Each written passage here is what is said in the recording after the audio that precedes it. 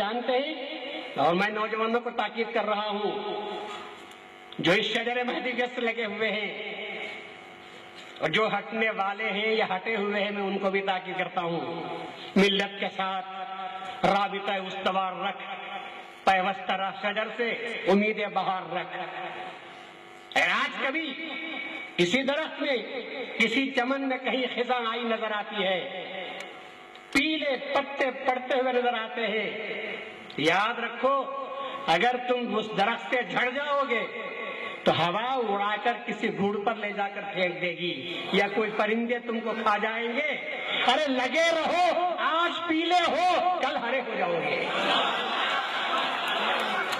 آج خزاں آئی ہوئی ہے، کل بہار آ سکتی ہے، بشرطے کہ اس درخت سے تو لگے رہو۔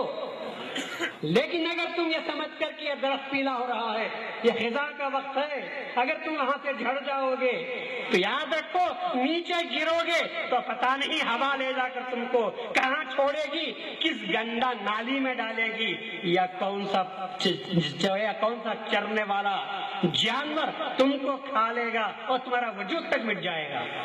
اسی واسطے اقبال کہتے ہیں پیوستہ رہ شجر سے امید بہار رکھ۔ ارے درخت سے وابستہ تو رہو، یہ درخت سے گرنے کی بات کیوں کرتے ہو، یہ ہٹنے کی بات کیوں کرتے ہو؟ یا انسان کو اپنی شناخت باقی رکھنا چاہیے۔ دنیا آج بھی پوچھ رہی ہے آپ کو کہ آپ کی آئیڈینٹی کیا ہے۔ رات میں نکلو گے تو بغیر آئیڈینٹی کے پکڑے جاؤ گے۔ آئیڈینٹی کارڈ تو ہمیشہ رکھنا ہے۔ آدمی کی شناخت چاہیے کہ آپ کو کس سے وابستگی ہے۔ یاد رکھو یہ بات غلط ہے کہ اپنوں سے کٹ کر غیروں سے وابستگی پیدا کر لینا۔ یہ تو عام لوگوں کی بات ہو سکتی ہے جو اپنی جنس کو یا اپنی نوع کو نہیں پہچانتے۔ ہندوستان قابل فخر ضرور اسی لیے ہے، قابل فخر ہے میرے لیے کہ میں ہندوستان میں پیدا ہوا ہوں اور میں ہندوستان کی عظمت کرتا ہوں۔ اور ہم ہی نہیں بلکہ ہمارے it must go in the record that the Mahdavis in the pages of the history through the ages are God-fearing, peace-loving, law-abiding people۔ ہماری پوری تاریخ آپ اٹھا کر دیکھیے، ہم نے کبھی ظلم نہیں کیا، ہم نے کبھی نفرت نہیں کی، ہم نے مظالم کو سہا ہے، ہم نے مصیبتوں کو برداشت کیا ہے، ہم کو قتل کیا گیا، گھروں کو اجاڑا گیا، مسجدوں کو جلایا گیا، ہجرت کرنے پر مجبور کیا گیا، اخراج ہوا۔ ارے ایک دو نہیں، ایک ایک نماز چار چار جگہ ہم نے پڑھی ہے، ایک ظہر کی نماز ہم نے 4 جگہ پڑھی ہے۔ یہ ہمارا دستور ہے، ہم کو اخراج سے بھی کسی قسم کی تکلیف نہیں ہوئی۔ راہ خدا میں ملنے والی ہر مصیبت کو ہم نے نعمت سمجھا، ہم نے گلے سے اس کو لگا لیا۔ تاخوں کو ہم نے کبھی مصیبت نہیں کہا، ہم نے کہا فاخے یہ رسول اللہ صلی اللہ علیہ وسلم کی پسندیدہ چیز ہے۔ رسول اللہ نے کہا تھا الفقر فخری، اگر اس کو کسی نے گلے سے لگایا اور دنیا کے سامنے پیش کیا تو مہدوی قوم ہے، پوری قوم کی حیثیت سے۔ ایک آدھ ولی اگر نے فخر کو برداشت کر لیا تو تعجب کی بات نہیں، میں تو کہہ رہا ہوں پوری قوم ایسی بن جائے کہ اللہ کے راستے میں ملنے والی مصیبتوں کو گلے سے لگائے اور کہیں دنیا آ جائے، کبھی کہیں دنیا آ جائے تو مہدی موعود نے فرمایا بھائیو یہاں سے دائرہ اٹھاؤ، یہاں دائرہ باندھتے ہی پہلے دنیا آ گئی ہے، یہاں رہنا مناسب نہیں ہے۔ دنیا کو جنہوں نے منحوس سمجھا وہ قوم سوائے رسول اللہ کے بعد کی اگر کوئی قوم پیدا ہوئی ہے تو قوم مہدی کا نام ہے۔ دنیا کو منحوس سمجھنے والی قوم، آج دنیا کے بل بوتے پر قوم کو منحوس سمجھا جا رہا ہے۔ آج دنیا کے بل بوتے پر قوم کو منحوس سمجھا جا رہا ہے۔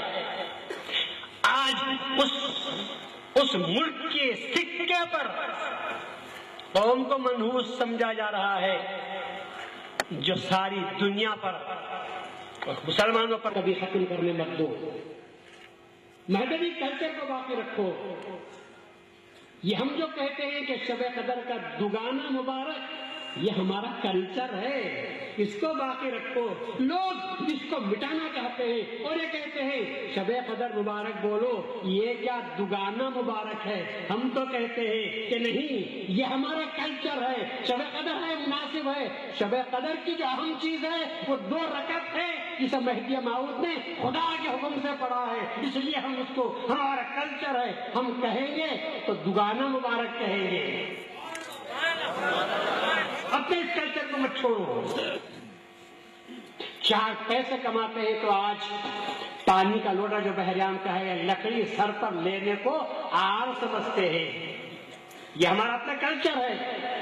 بحریان کو نہ چھوڑو، بزرگ کے پاس جاؤ، اپنا دامن بچھاؤ اور فیض مہدی موعود، فیض ولایت کو حاصل کرنے کی کوشش کرو، اور سر کو آنکھوں سے لگاؤ اور کہو کہ یہ ہمارا کلچر ہے، یہ ہمارا اپنا کلچر ہے، ہم اس کو باقی رکھیں گے۔ بحریان کو جاؤ تو اپنی اولاد کو ساتھ لے کر جاؤ، مسجدوں کو جاؤ تو اپنے بچوں کو ساتھ لے کر جاؤ، جلسوں میں آؤ تو اپنے عورتوں کو بھی ساتھ لاؤ اور اپنے بچوں کو بھی ساتھ لاؤ۔ آج زمانہ وہ نہیں رہا جو پہلے تھا، آج اردو ختم ہو رہی ہے۔ کیا ہے ہمارا سرمایہ؟ آج فقط یہ مجلسیں ہیں جو ہمارا سرمایہ ہے، جہاں سے آپ دین سیکھ سکتے ہیں، اور یہ مجلسیں بھی ختم ہو جائیں تو پھر میں آپ سے پوچھتا ہوں کہ مذہب کی باتیں کہاں سے آئیں گی؟ ہمارے آبا و اجداد کے کارنامے کون بتائے گا؟ اردو میں سب لکھے ہوئے ہیں، لیکن اردو زبان ختم ہو رہی ہے، اور فرصت اتنی نہیں کہ اردو پڑھا جائے۔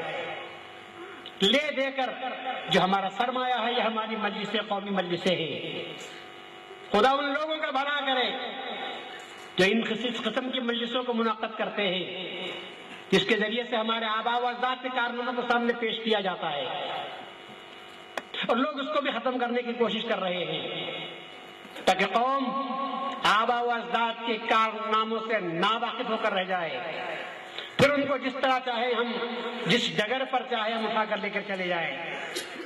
پر ہم کو بھی ریزارو کرنا ہے، ہم کو بھی پوری ثابت قدمی کے ساتھ، دل جمعی کے ساتھ، اتحاد و اتفاق کے ساتھ آج اس ہواؤں کا ڈٹ کر مقابلہ کرنا ہے، اور صاف طور پر کہنا ہے یریدون ان یطفئوا نور اللہ بافواہہم واللہ متم نورہ ولو کرہ الکافرون۔ کیا یہ لوگ اس چراغ خدا کو بجھا دینا چاہتے ہیں، اللہ کے نور کو اپنی ناپاک پھونکوں کے ذریعے سے بجھا دینا چاہتے ہیں؟ تم بجھانا چاہو تو بجھا لو، تم خیال کر لو، سوچ لو کہ ہم بجھا کر رکھ دیں گے، مگر اللہ یہ کہتا ہے واللہ متم نورہ، اللہ اپنے نور کو پورا کر کے رہے گا، ولو کرہ الکافرون، اگرچہ کہ کافر اس کو پسند نہیں کرتے۔ آج اس بات کی ضرورت ہے کہ اس خدا کے نور کو، اور یقیناً مہدی موعود علیہ السلام نور خدا تھے، اسی لیے مہدی موعود نے فرمایا، جب رسول اللہ نے کہا تھا کہ مرانی فقد رأى اللہ، جس نے مجھے دیکھا اس نے خدا کو دیکھا، مہدی موعود نے تو بہت آگے بڑھ کر ہم کو تعلیم دی۔ آپ نے فرمایا تصدیق بندہ بینائی خدا، تصدیق بندہ اور بینائی خدا۔ ضرورت تصدیق کی ہے،